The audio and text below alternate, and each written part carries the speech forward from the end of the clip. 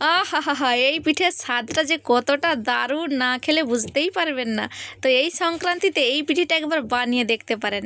Hello friends, Mithi kitchen ব্লগসে আপনাদের স্বাগত। আজকে আমি বানাবো এক বাটি চালের গুঁড়ো, এক বাটি ময়দা দিয়ে একটা সুস্বাদু রেসিপি।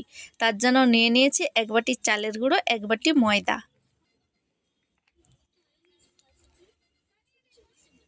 স্বাদ মতো নুনটা দিয়ে ভালো করে মিশিয়ে নিচ্ছি।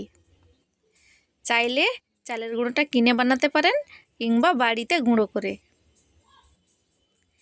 দেখুন ভালো করে মিশিয়ে নিয়েছি। এইবার আমি হালকা কুসুম গরম জল দিয়ে ব্যাটারটা বানিয়ে নিচ্ছি। হালকা কুসুম গরম জলটা দিলে কিন্তু ব্যাটারটা দারুণ হবে।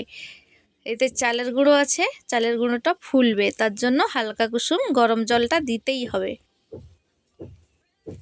দেখুন এইভাবে ব্যাটারটা তৈরি করে নিতে হবে। কনসিস্টেন্সিটা এরকম থাকবে।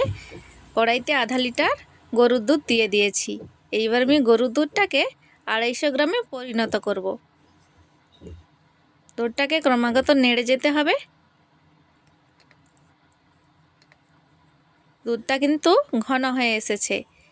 এবার দিয়ে দিচ্ছি 2টো এলাচকে থেতো করে।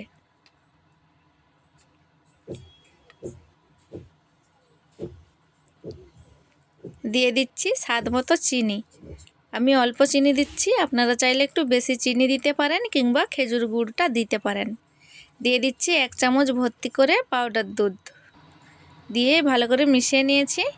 এইবার আমি দিয়ে দিচ্ছি আধা বাটির একটু কম গোবিন্দভোগ চালের গুঁড়ো, আমি বাড়িতেই বানিয়ে নিয়েছি। তা দিয়ে ভালো করে নেড়ে মিশিয়ে নিচ্ছি। দেখুন ঘন হয়ে এসেছে। আমি 1 চামচ ঘি দিয়ে ভালো করে পাকিয়ে নিচ্ছি।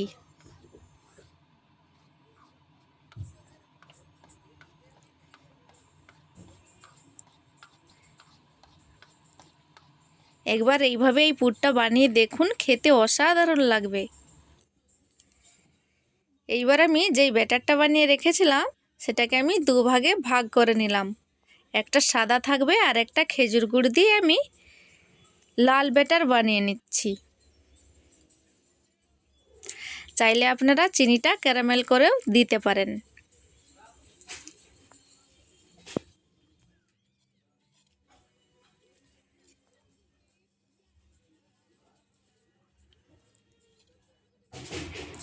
তারপরে আমি একটা কড়াইতে হালকা সাদা তেল ব্রাশ করে নিয়েছি।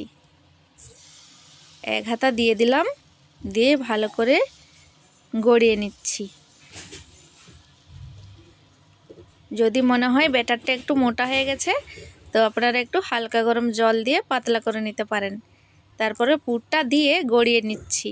দেখুন কত সুন্দর একটা পিঠে তৈরি হয়ে গেছে। আমি আবারও এইভাবে সবগুলো বানিয়ে নিয়ে তারপরে দেখাচ্ছি আপনাদের।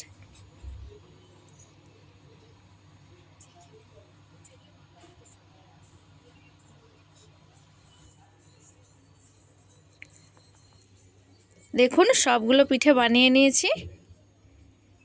একবার এই পিঠিটা অবশ্যই বানাবেন, খেতে দারুণ লাগে, ভুলতেই পারবেন না এই পিঠেটা যে এত স্বাদ হয়েছিল। ভালো লাগলে লাইক কমেন্ট শেয়ার করে চ্যানেলটিকে সাবস্ক্রাইব করার অনুরোধ রইল। আবার দেখা হবে পরবর্তী ভিডিওতে।